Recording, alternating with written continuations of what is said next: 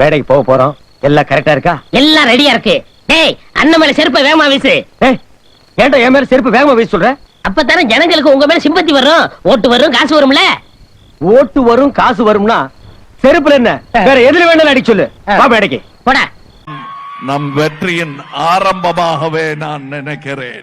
இன்னும் என்ன நீ பைத்தியக்காரனாவே நினைச்சிட்டு இருக்கிறல? அறநிலையத்துறை அமைச்சர் திரு பி.கே. சேகர் பாபு அவர்கள் அவர் மாட்டுக்கு வேலையை செஞ்சுட்டே இருப்பாரு. அதான் 79 கோயில், 79 கரெக்டா, 79 கோயில்களுக்கு குடமுழுக்கு செய்தவர் இவரு. கைது பண்ணி தூக்கிட்டு போனாங்க பாத்தீங்களா? கழுத்து பிடிச்சு அமுக்குறது, இப்படி அமைக்க கொடூரமா பண்ணி அவங்கள ஒரு அடிச்சு இழுத்துட்டு போறது காவல்துறை. அவங்க நோட்டீஸ் கொடுக்குறாங்க. நோட்டீஸ்க்கு யார் வேணாலும் கொடுக்கலாம். இப்ப நீங்க எல்லாம் பாத்திருப்பீங்க, நம்ம காலேஜ் வாசல்ல, நம்ம ஸ்கூல் வாசல்ல எல்லாம் எத்தனையோ பேர் நோட்டீஸ் கொடுத்துட்டு தானே இருக்காங்க இன்னைக்கு வரைக்கும்.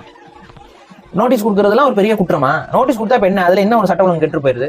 சரி, தமிழ்ல குடமுழுக்கு செய்யுங்கிறது வந்து தமிழக அரசுக்கு விரோதமான கருத்தா ஏதாவது? அதுல என்னங்க பெரிய விஷயம்னா, ராஜராஜ சோழனை விட ஜாஸ்தி இவர் செஞ்சிருக்கிறது. முழுமை பெறாமலேயே வந்துட்டு குடமுழுக்கு பண்ணிட்ட மாதிரியும், இவங்க தான் வந்து முடிச்சு வச்ச மாதிரியும் சொல்றதெல்லாம் வந்துட்டு அறிவுக்கு வந்து பொருத்தமானது கிடையாது. அதெல்லாம் வேண்டாங்க, தமிழ்நாட்டுக்காக செய்தேன் என்கிறார் அவர். பெரிய சோழர் பரம்பரை. இவர் ராஜராஜ சோழன், அவர் ராஜேந்திர சோழன். தஞ்சாவூருக்கே இவங்க 2 பேரும் தான் வாரிசு. இந்த பெருச்சாளி கண்ணுக்கே தெரியாது. அதுதான் நல்ல உள்ளம். டேய், இந்த ஆக்ட் குடுக்குற வேலையெல்லாம் என்கிட்ட வச்சுக்காதடா. நீ யாருன்னு எனக்கு தெரியும். அப்படி நல்ல உள்ளங்கள் நிறைய பேர் இருக்கும் கட்சி திராவிட முன்னேற்ற கழகம். கொஞ்சம் காதை கொடுங்க. அவரா? திருட்டு ரயில் வந்தவரு. அந்த பேங்க்ல 500 கோடி தரும். அது எப்படி அவ்வாறு ஆயிற்று என்பதை சிறு வயது முதல் நான் பார்த்து கொண்டிருக்கிறேன். இவருதான் மானஸ்தன். வணக்கம். மானஸ்தனா? மூஞ்சி பார்த்தா அப்படி தெரியலையே. பேர் வைக்கும் போது குப்புறப்படுத்திருந்தாரு. வச்சதுக்கு அப்புறம் தான் மூஞ்சி பார்த்திருக்காங்க.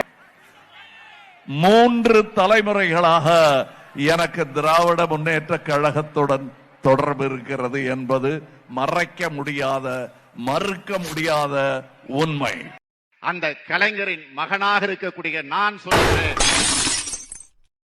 யாருக்கு ஓட்டு போட போறீங்க?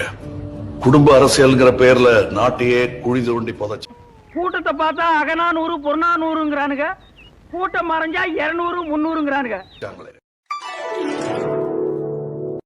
திமுக உடனான கூட்டணி அதனையும் தாண்டி புனிதமானது என மக்கள் நீதி மய்யம் கட்சித் தலைவர் கமல்ஹாசன் கூறியிருக்கிறார்.